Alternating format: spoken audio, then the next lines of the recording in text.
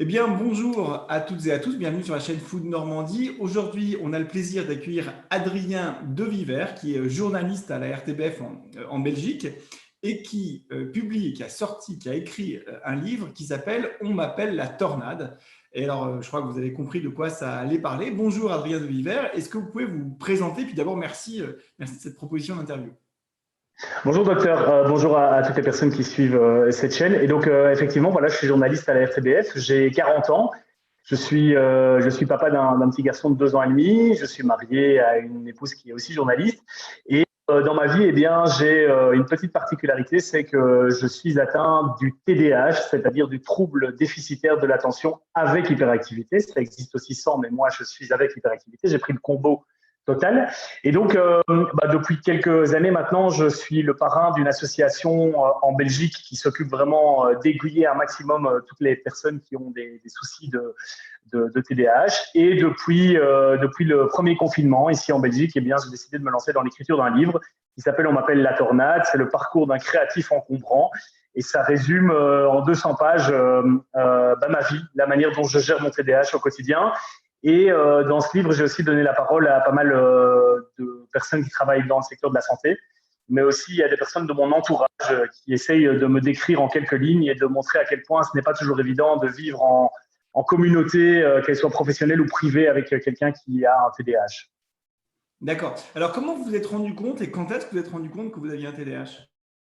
Alors ça fait un petit temps, depuis que j'étais adolescent, que je me rendais bien compte qu'il y avait quelque chose qui n'allait pas très très bien et que j'étais un petit peu en marge de tout ce qui se passait, que ce soit au niveau de la scolarité, mais aussi au niveau des relations amicales et au niveau des relations privées et familiales. Et, mais à l'époque, quand j'avais 13-14 ans, on parlait pas du tout de ça dans les écoles, dans les mouvements de jeunesse, ça n'existait pas, personne n'en parlait. Et donc mes parents n'ont jamais vraiment été alertés. Ils se sont toujours dit que j'étais quelqu'un de trop impulsif, de pas très bien éduqué, qui avait un petit problème, mais on savait pas ce que c'était. Mais moi, je me rendais bien compte qu'il y avait un souci.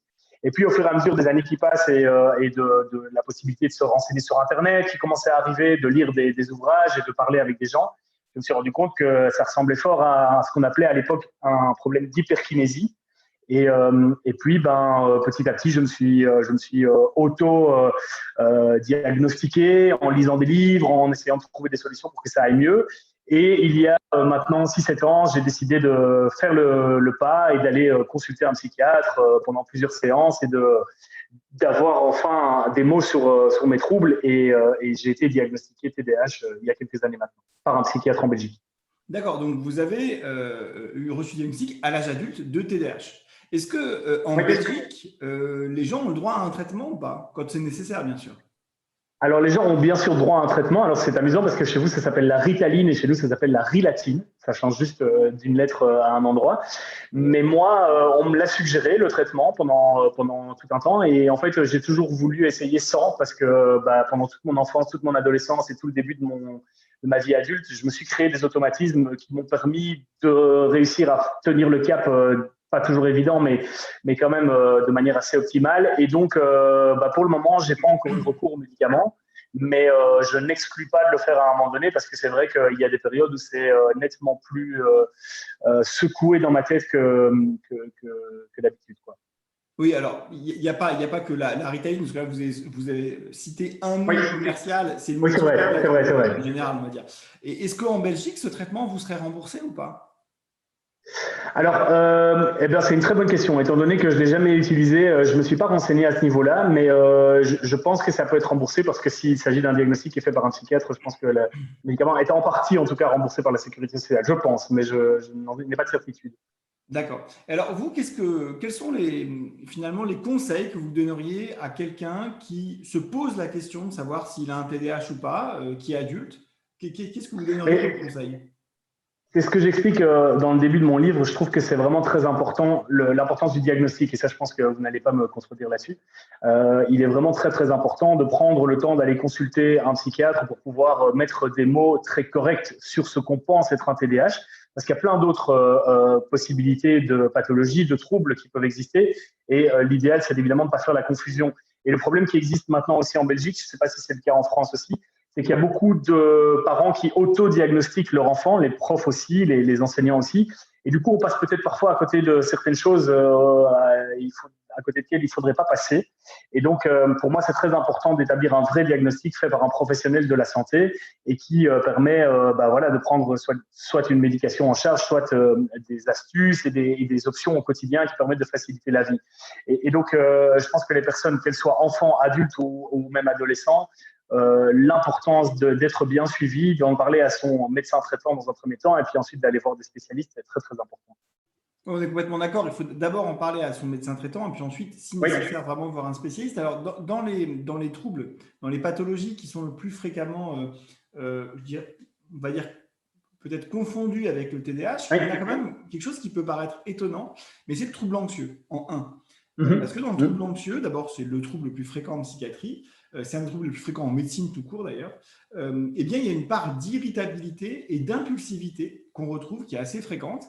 Et en plus de ça, c'est un diagnostic qui est fréquemment associé à un réel TDAH. Donc, il peut passer pour un TDAH, le trouble anxieux seul, et puis il est fréquemment associé au TDAH. Et le problème qu'on a et qu'on constate de plus en plus, c'est que plus les gens connaissent le TDAH, plus il y a une communication autour du TDAH, plus les gens viennent pour ce diagnostic-là. Et en fait, ils viennent pour ce diagnostic-là et peut-être qu'ils l'ont ou pas, mais on voit en priorité quelque chose d'autre à traiter. Et vous le dites justement très bien, il faut d'abord faire un diagnostic complet des symptômes de la personne. Et du coup, les gens sont un peu frustrés parce qu'on leur dit, le TDAH, on va le mettre un peu de côté, 30 secondes, là. On va d'abord traiter le plus important qui est le trouble anxieux. Parfois, beaucoup plus rarement, un trouble bipolaire, mais vraiment la plupart du temps un trouble anxieux. Et ça, parfois, c'est aussi difficile à entendre parce que quand on a fait effectivement un diagnostic soi-même, qu'on est sûr de son coup, on arrive, on voit le docteur, on a envie qu'il nous dise oui, c'est la priorité, on s'en occupe dès maintenant. Pas forcément. Oui, c'est ça qui est vraiment très, très important. Ici, en Belgique, je travaille aussi en radio. Je suis le présentateur d'une émission de santé. Donc, on parle beaucoup de ça aussi de manière générale, c'est-à-dire l'importance du diagnostic et la catastrophe que représente Internet par rapport à l'automédication, par rapport à l'autodiagnostic, c'est-à-dire que c'est très, très, très pratique de pouvoir lire plein d'informations partout concernant des petits bobos qu'on a à gauche, à droite, mais c'est tellement dangereux parce qu'on a souvent tendance à se tromper de diagnostic, à se tromper de médicaments parfois, on achète tout et n'importe quoi et du coup, on fait pire que mieux. Et donc, on essaye vraiment, nous, ici en Belgique aussi, dans l'émission de santé, de sensibiliser toutes les personnes qui nous écoutent à revenir aux bases, c'est-à-dire revenir à la proximité, le médecin traitant, même si par les temps qui courent, c'est assez difficile de prendre cette responsabilité d'aller chez le médecin parce qu'on a peur de déranger, on a peur de tomber malade en allant dans un cabinet médical. Mais ça reste vraiment le principal vecteur de communication qu'il faut avoir quand on ne se sent pas bien. Et ça, c'est vraiment, vous le disiez aussi, docteur, par rapport à l'anxiété, c'est un des troubles majeurs du TDAH et j'en ai fort conscience et j'en suis fort atteint aussi. Là aussi, l'important, c'est d'en parler, c'est d'aller vers les personnes ressources qui peuvent vous diriger. Ça ne sera pas toujours médicamenteux et tant mieux, on trouvera d'autres solutions. Moi, je pratique énormément de méditation de pleine conscience qui me permet vraiment de remettre les pieds sur terre. Je fais beaucoup de cohérence cardiaque aussi. C'est des petits exercices très faciles qu'on peut faire via des applications sur smartphone et qui permettent vraiment de calmer un petit peu le jeu, de calmer un peu toutes les connexions qui vont trop rapidement dans la tête, de calmer un peu le flux d'informations qu'on ne sait plus trop gérer. Donc, il y a des solutions qui existent, qui sont des alternatives et qui fonctionnent plutôt pas mal.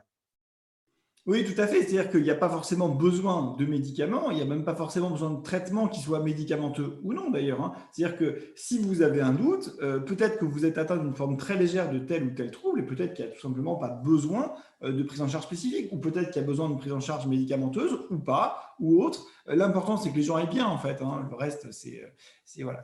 Mais en fait, en tout cas, prendre conseil auprès d'un médecin. Alors, quel était le message principal que vous vouliez transmettre au travers de votre livre? Est-ce que c'est purement un témoignage ou est-ce qu'il y a des messages que vous voulez vraiment transmettre?